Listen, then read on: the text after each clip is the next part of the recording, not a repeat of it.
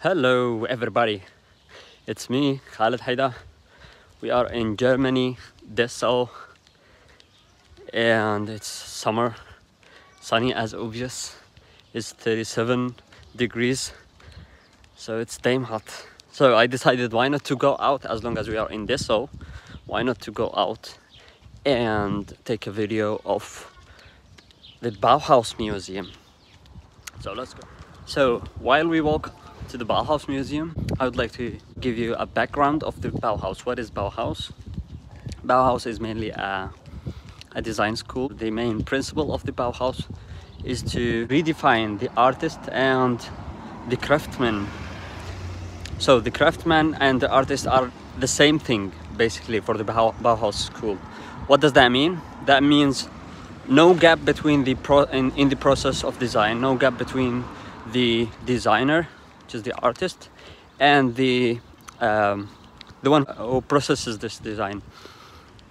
So that made it easier to be more realistic and to fill the gap after the World War. So it's a German school of design, and the Bauhaus means basically construction house. The Bauhaus was funded by an architect called Walter Gropius. Critics say that he was not a good architect, but he was a good manager. And I mean, he's obviously genius that he founded this school and this design movement. And critics also say that he was one of the richest guys in Germany before the World War. So he had a bigger chance to make a difference in the architecture school. The famous architects in this school are, of course, Walter Gropius and Mies van der Rohe. And so after the World War, Germany had struggles in rebuilding the city, the Berlin city, which was divided, as you know, into east and west. And that was the opportunity for the Bauhaus school to thrive. I mean, we need new buildings, we have to do as fast as we can. It was really suitable school of design, because its second principle is simplicity. So simplicity means no much of ornamentation and a less cost for people who work on the beautiful side of the building. The third principle of this school is functionality, which means the materials has to be functional rather than to be beautiful. So functionality before beauty. There is a debate saying that the Bauhaus under this principle is a sustainable school of architecture, but it's not. I mean, after in the 80s of the last century, the Bauhaus was the school of architecture for the rich people. I mean, it required a lot of amount of money. So with simplicity and the glass elevation, it costed a lot, and the maintenance required a huge amount of energy because of the heat. You need to cool down this building from inside. So that was a problem, and therefore it's not 100% efficient or sustainable. Anyways, we almost got to the Bauhaus Museum, and this Bauhaus Museum, we are in Dessau. This Bauhaus Museum is the second largest Bauhaus museum in the world. Imagine, can you believe it or not, that the first largest Bauhaus museum in the world is in China. Yes, you heard me right. In China. China has paid a lot amount of money for the Regierung here. I mean, yeah, I don't know if I had to say this or not, but they bought the rights of the Bauhaus Museum, and they made it in China. So this is the second largest. It's listed in UNESCO World Heritage Sites, and it's basically square shape, as we say, simplicity and clarity. So it's basically a square shape of a design, and the elevations are almost from the glass, which is really beautiful. I mean, it reflects the garden behind. It doesn't look like very strange in this background of the green background. I mean, yep. And years after building this museum, the local people started to complain about it because of this. The glass elevation caused the birds started to hit directly on the elevation. I mean, the birds started to die because of the accidents. As they fly, they don't realize that this is a building, so they decided to add these stripes. So one of the principles also of Bauhaus is focusing on technology, and this stripes technology for birds only costed 2 or 3 million euros for the entire building to do these stripes in this. Yes, here we go. So this is the design. This is the Bauhaus Museum.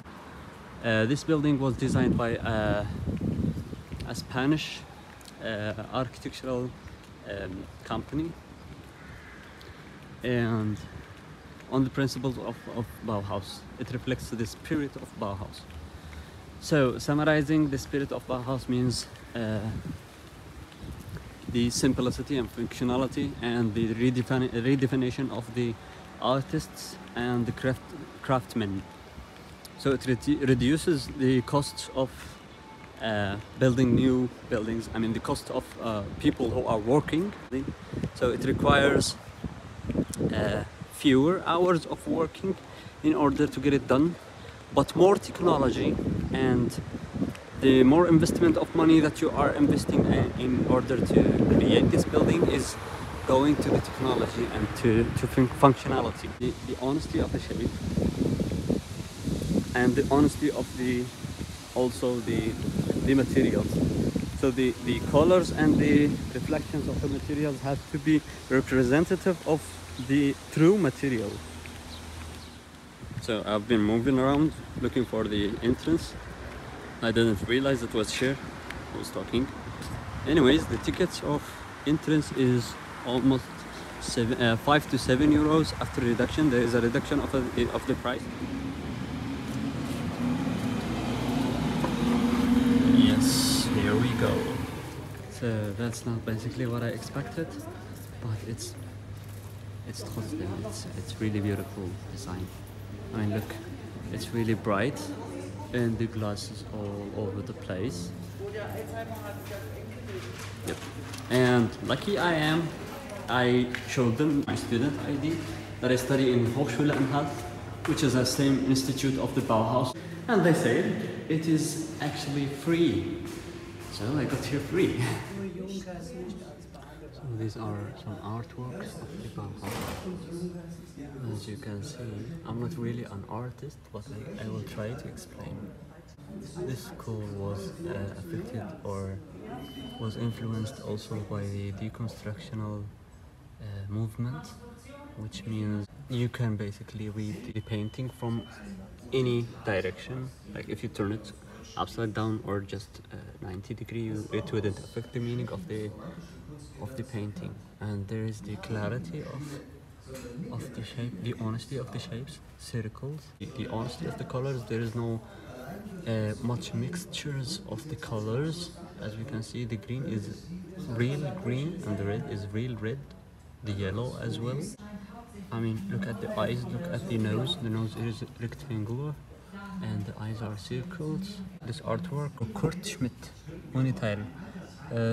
This doesn't have a title, and it's from the 1920. It's a modern print. And this is also from the 1920. And here is the geometry, the mathematics behind the simple shapes. I mean, I think this is the golden ratio.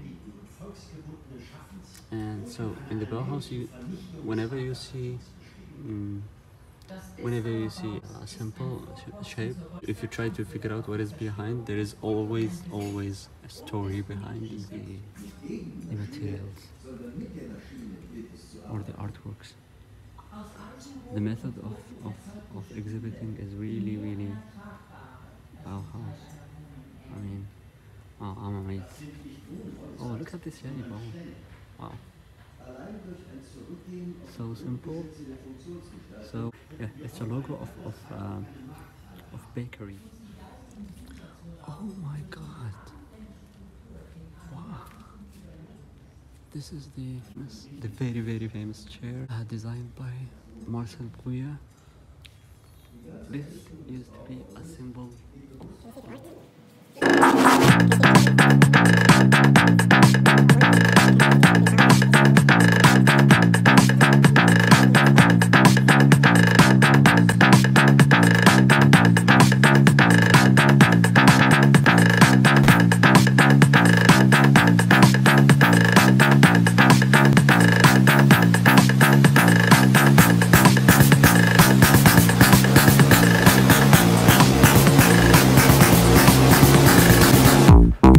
What's happening? Let me walk you through Wonderland. I hope you record, my man. I hope you record, my man. Yeah, as I walk you through Wonderland, yeah, where all the fly, super cool people at. You know, yeah, we call it Wonderland. All the fly cuties with the big booties, all the fly fellas doing their duty. Come on, yeah. You know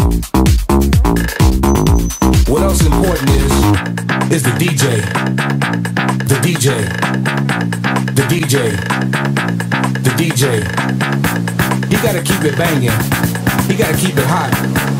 'Cause we're in Wonderland and we ain't got a lot. Come on. Let's bring it up. Come on. In Wonderland. In Wonderland. In Wonderland. So, as we saw, Bauhaus in your normal life, I think that every minimalistic movement of design was inspired by the Bauhaus. An example for that, if you are a big fan of Apple designs, are all inspired by the Bauhaus. Walter Gropius was given, Steve Jobs gave the Walter Gropius an iPod, the first version of an iPod, with the design of the Bauhaus, and he liked it. He accepted the gift. He had no problems. So the Apple designs were all inspired later on by the Bauhaus. So we finally got out of the Bauhaus Museum. It was a really wonderful, overwhelming trip, and thank you for watching. I hope you enjoyed. Cheers.